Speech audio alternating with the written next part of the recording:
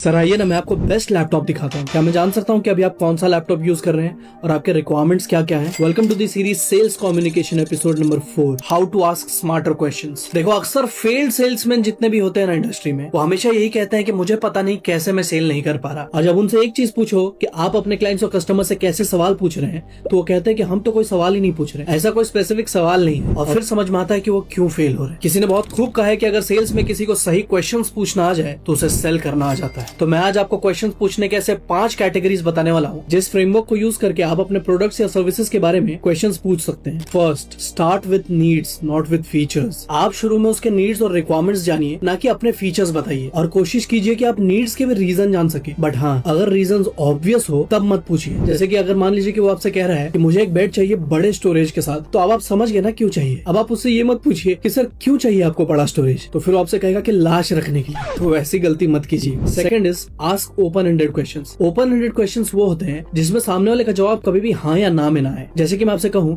कि आपने खाना खा लिया, तो आप या तो कहेंगे हाँ या तो ना। तो इससे कन्वर्सेशन कभी भी ओपन नहीं होगा, वो क्लोज हो जाएगा। जैसे कि मान लीजिए कि मैं अपने क्लाइंट को पूछता हूँ कि सर 2 BHK या 3 BHK, तो वो कहेगा कि 2 BHK या फिर 3 BHK, जो भी उसे लेना होगा। तो यहाँ पे मैंने वापस उसको सिर्फ 2 ही ऑप्शंस दिए थे रिप्लाई करने के, या तो 2 BHK या तो 3 BHK, लाइक हाँ या ना। तो ये क्लोज्ड एंडेड क्वेश्चन हुआ। बट हमें ऐसे सवाल पूछने हैं जिससे कि टॉपिक ऑफ कन्वर्सेशन बढ़ जाए। तो जैसे कि ये पूछने के बजाय कि 2 BHK या 3 BHK, अगर मैं उससे ये पूछता कि सर मैं जान सकता हूँ कि आप इस लोकेशन में घर क्यों देख रहे हैं, तो यहाँ पे टॉपिक ऑफ कन्वर्सेशन बढ़ गया। तो अब मुझे वो अपने रिक्वायरमेंट्स, डिजायर्स या फिर रीजन बताएगा कि वो यहाँ पे क्यों रहना चाहता है। Third, pain point questions. हमें कस्टमर के पेन पॉइंट्स जानने हैं। फॉर एग्जाम्पल, सर क्या मैं जान सकता हूँ कि अभी आप क्या क्या चैलेंजेस फेस कर रहे हैं और इन चैलेंजेस की वजह से आपको अभी क्या लॉस हो रहा है, जिससे कि अब मैं एक कंसल्टेंट की तरह बिहेव कर रहा हूँ, ना कि एक सेल्समैन की तरह। Fourth, future oriented questions. आप अपने क्लाइंट को हमेशा फ्यूचर का सपना, फ्यूचर का विजन दिखाते हैं, तो उसे सवाल में भी तो पूछना पड़ेगा। फॉर एग्जाम्पल, सर क्या मैं जान सकता हूँ कि आज से 2 साल बाद या फिर 1 साल बाद या फिर इन सर्विसेज के बाद